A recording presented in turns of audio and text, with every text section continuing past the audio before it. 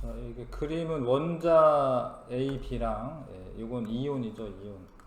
이온으로 써져 있을 때 원래 상태를 아셔야 됩니다. 원래는 전자 두 개 있었던 거예요, 그렇죠?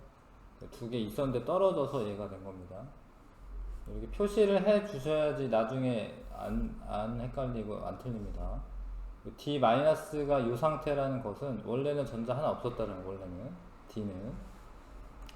그래서 B와 C가 같은 주기냐? 그냥 이 그림만 보면은 이 주기로 똑같을 것 같지만, C 이가 플러스가 이 상태이기 때문에 C는 이제 3주기인 거죠, 그죠? 1, 2, 3주기. 주기는 껍질수죠. 같은 주기가 아닙니다. 얘는 2주기고 3주기고. 녹는 점은 AD4가 A랑 D4는 둘 다 비금속이에요. 비금속입니다. 그러니까 얘가 탄소고, 원래 탄소고, A가. 그 다음에 D는 플로린입니다. 플로린. 그래서 얘는 뭐냐, 얘는 분자 상태로 존재를 합니다. 그리고 공유결합하고 있는 애입니다. 이 분자 상태로 존재한다라는 말이 AD4라는 애가 뭐 있어. AD4라는 애가 있어. 근데 옆에 또 AD4라는 애가 또 있어요. 근데 얘네가 이렇게 화학 결합으로 결합된 건 아니고 그냥 분자 간의 인력으로 고체가 되는 거예요. 그 차이가 있는데, 그러니까 이온 결합 물질, 이 CD2는 뭐지? 이온 결합 물질이야. 이온 결합 물질. 이온이잖아. C 이가 플러스랑 D 마이너스가 이온 결합 물질이에요. 이온 결합 물질. 이온 결합 물질은 실제로 C랑 D, C 이가 플러스랑 D 마이너스 이런 애가 결합을 한 거예요. 이온 결합을 한 겁니다. 그러면은 얘네들은 더 인력이 더 세요. 그래서 이온 결합 물질은 보통 고체 상태로 존재합니다. 고체 상태로. 근데 이게 녹는 점이 높아요. 녹는 점이 높습니다. 뭐 소금만 해도 NaCl만 해도 800도씨야. 녹는 점이 높다. 근데 이게 분자로 되어 있고 공유결합하고 있는 이런 물질은 분자성 물질은 녹는 점이 낮아요. 녹는 점이 낮다. 그러니까 물 같은 경우에 녹는 점이 0도씨잖아요. 물이 0도씨잖아, 녹는 점이. 근데 NaCl은 소금은 800도씨야. 그러니까 이온 결합 물질이 녹는 점이 높은 거예요. 공유 결합 물질은 또 전체적으로 공유 결합을 하고 있으면 녹는 점이 물론 높겠지만, 지금 우리가 배우는 이런 분자성 물질은 녹는 점이 낮아요. 이게 이거보다 높다라고 써 있으니까 이거 틀린 겁니다. 그 다음에 CD2는 액체 상태에서 전기 전도성이 있다. CD2는 이제 이온 결합 물질인데 고체일 때는 전기 전도성이 없고 이온의 이동이 안 되니까, 액체가 되면은 이제 이온이 자유롭게 왔다 갔다 할 수 있다, 이런 얘기이기 때문에 전기 전도성이 있어지는 거지. 이해하실까요?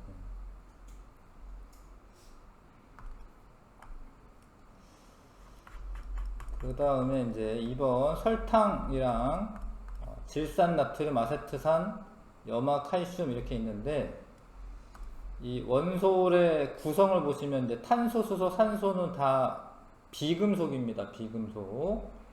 탄소, 수소, 산소는 비금속들의 결합입니다. 비금속 원소들끼리 결합이에요.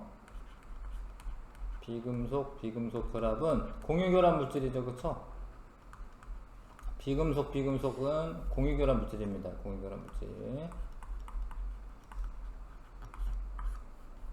근데 이게 금속이잖아. 금속하고 비금속이잖아. 이건 이온 결합 물질이죠.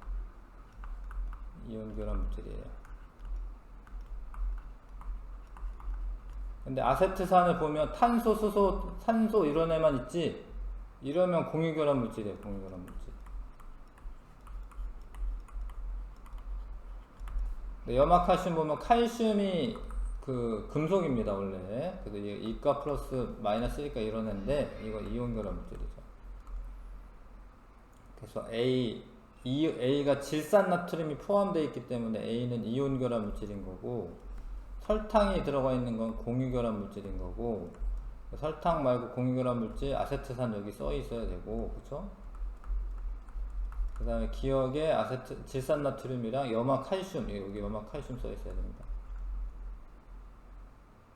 그래서 기억과 니은 중 금속 원소를 포함한 물질은 기억이지, 기억. 칼슘이 금속인 줄 아셔야 됩니다. 금속인 거. 금속이 니네가 배우는 것 중에 이제 금속이 이제 리튬, 나트륨, 칼륨 금속이고, 뭐 베릴륨, 마그네슘, 베릴륨은 잘 나오는 건 아니지만 마그네슘, 칼슘 금속이고, 알루미늄까지 여기 알루미늄이 있거든. 주기율표 상에서 이런 게 금속입니다. 금속. 뭐 철이나 아니면 뭐 굴이나 뭐 이런 거는 금속이고요. 예, 금속이고, 금속 원소를 아셔야 됩니다. 금속 원소를. 나머지는 비금속이고, 탄소, 수소, 산소, 플로린 이런 건 다 비금속이에요. 비금속. 그래서 A결합 물질은 고체 상태에서 전기전도성 있지 않아요. 왜냐면 고체는 단단히 결합되어 있는 거니까 어디 이동하고 막 따로 막 돌아다니고 이럴 수 없어요.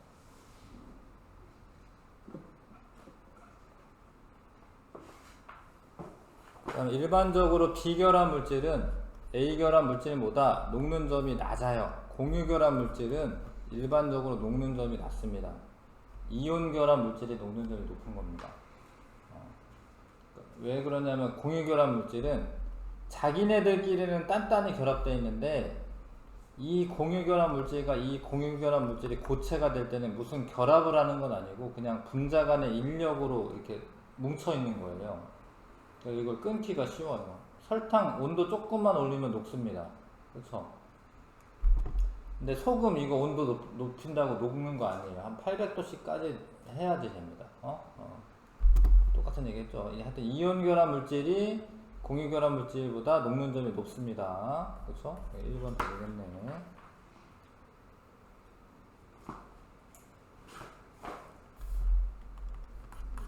자, 그 다음에 요거는 공유결합 물질입니다. 이산화탄소인데, 이산화탄소. 이중결합이 있습니다. 이중결합이. 공유결합은 4개 하고 있습니다. 4개. 그 다음에 요거는 이제 이온결합 물질인데, 이온결합 물질입니다. 얘네들은. 그쵸? 근데 여기 B에 해당하는 게 여기 또 B가 또 들어가 있잖아요. 그쵸?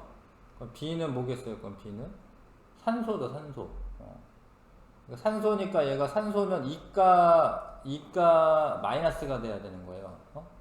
왜냐면 원자과 전자가 6개니까 8개가 되려면 2개가 더 필요하잖아요. 얘가 이제 이가 마이너스예요. 요 B가 2지. 왜 1대1 결합이잖아. 1대1 결합. 그러면 C도 C 이가 플러스겠죠. 여기 이가 플러스겠죠. 그렇죠? 원래는 전자 2개 더 있었더라는 애인 거죠. 그럼 얘는 알고 보면 얘는 마그네슘입니다. 마그네슘. 얘는 산소고. 자, AB2에는 이중결합이 존재한다. AB2에 이게 이중결합. 하나, 둘. 공유전자쌍이 2쌍 있잖아. 한꺼번에. 이중결합. 이중결합. A는 2가 돼야 되고요. 두 화합물에서 A에서 C는 모두 아르곤의 전자 배치를 가진다. A는 8개가 됐으니까, 근데 2주기의 8개는 아르곤이 아니라 네온인 겁니다. 네온. B도 마찬가지. B도 2주기의 8개는 네온이야. 네온. 그러니까 헬륨, 네온, 아르곤 이렇게 있어요. 1주기, 2주기, 3주기 이렇게. 2주기에 8개가 들어가면은 여기 두 번째 껍질까지 8개 들어가면 네온이에요. 얘도 네온, 네온. 알겠어요? 다 네온의 전자 배치를 갖는 거죠. 1번.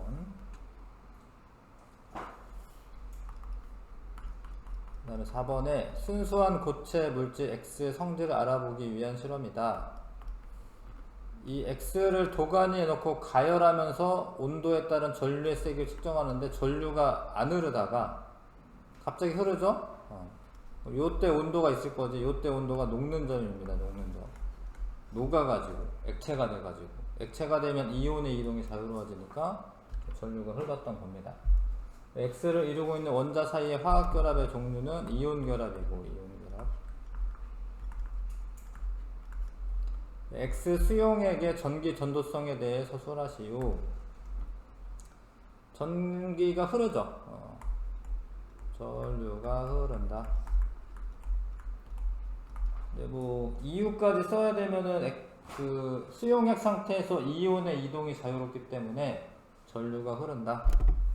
이렇게 쓰면 되죠. 수용액 상태에서 이온의 이동이 자유롭기 때문에 전류가 흐른다.